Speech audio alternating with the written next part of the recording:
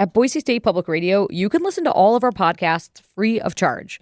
We don't lock any episodes. We don't require subscriptions, nothing like that. But the truth is, although our podcasts are free to listen to, they're not cheap to make. A lot of time and resources go into bringing you the daily news on The Connector, statewide voices on Idaho Matters, and the long-form journalism in podcasts like Scandalized, Extremely American, and Mustang. That's why we're asking, if you can, please consider supporting Boise State Public Radio podcasts today. We have a lot of work planned for 2025. Yes, new podcasts, but none of it would be possible without the generous support of our listeners. Every gift matters, whether it's $5 or $50, whatever feels right to you. Head to our website, boisestatepublicradio.org, and click that blue donate button. If you're giving to support podcasts like the one you just hit play on, leave us a comment with your donation and let us know.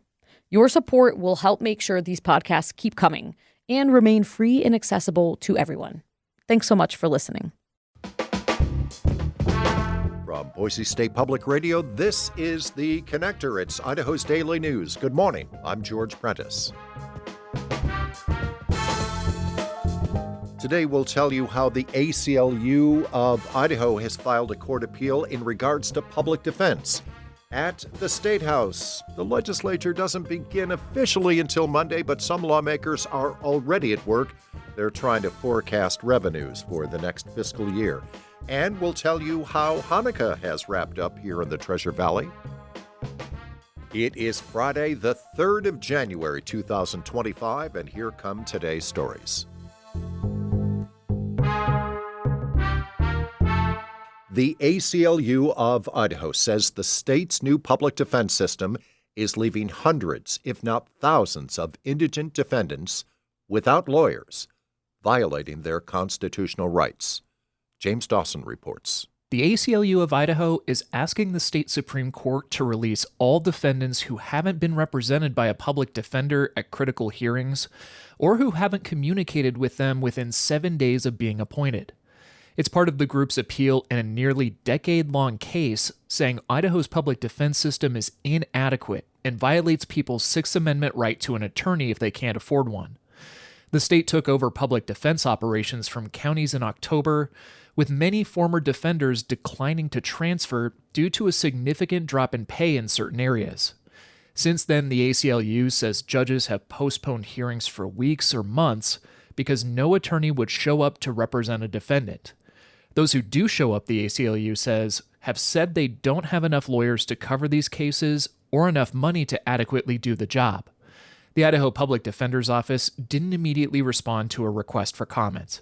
James Dawson, Boise State Public Radio News. The 2025 edition of the Idaho Legislature gavels into session Monday, but some legislators were already at work yesterday. Thank you for joining us for the Economic Outlook and Revenue Assessment Committee for 2025. That's GOP House Representative Jeff Ehlers of Meridian. He is the co-chair of the committee that is tasked with forecasting what Idaho's revenues might be before the legislature begins working on a budget for the next fiscal year.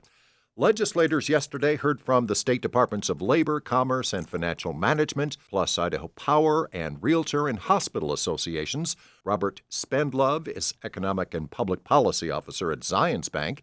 He pointed lawmakers to wage increases, which he said have been inching up post-pandemic. And then this is the one that I'm concerned about, and this is our wage growth. And we want this average wage growth to be right around 3%. Just in the last year, that wage growth has started to get sticky to around 4%. Now, it's great if you get a big wage increase if you're a worker. It's really tough if you're an employer, right? You're going to have to come up with this extra revenue for these extra wage increases. And how do you do that? Well, what you have to do is you have to raise your prices. The committee reconvenes today when they'll hear from Idaho National Lab, the State Tax Commission, and they will get revenue estimates from Boise State, ISU, and the University of Idaho. Committee members are expected to deliver their revenue estimates by late next week, and once more, the legislature reconvenes on Monday. The holidays are now behind us. Christmas, New Year, and now Hanukkah, the 8-day celebration that just wrapped up this week, as Jamie Geary reports. Dozens of Jewish community members gathered outside Meridian City Hall Wednesday evening to celebrate the final night of Hanukkah, which commemorates the Jewish rededication of Jerusalem from the Greeks in the 2nd century BC. Despite thick chunks of snowfall preventing the use of speakers, festivities persisted with kosher treats like jelly donuts and latkes, speeches by local rabbis, a menorah lighting, and music from klezmer band The Moody Jews. Meridian Councilwoman Liz Strader opened the event with comments on the harsh weather. You know the saying, we make plans and God laughs at us a little bit, but we're all in on the joke together because it's beautiful tonight.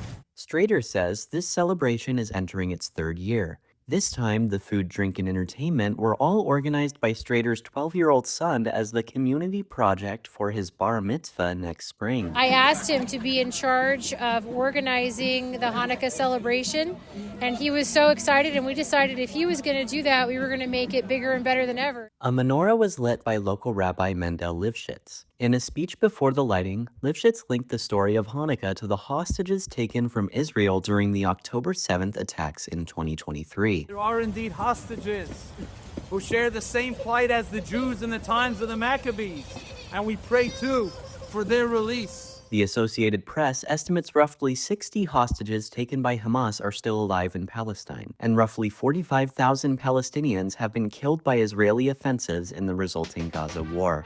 Strader says the Hanukkah event's attendance represents the unity of Meridian's diverse faith community. Jamie Geary, Boise State Public Radio News. And that is today's episode of The Connector. I'm George Prentice. We'll see you back here on Monday. To stay in touch with the news between now and then, check out BoiseStatePublicRadio.org. Better yet, download the free Boise State Public Radio app. And for now, thanks for listening.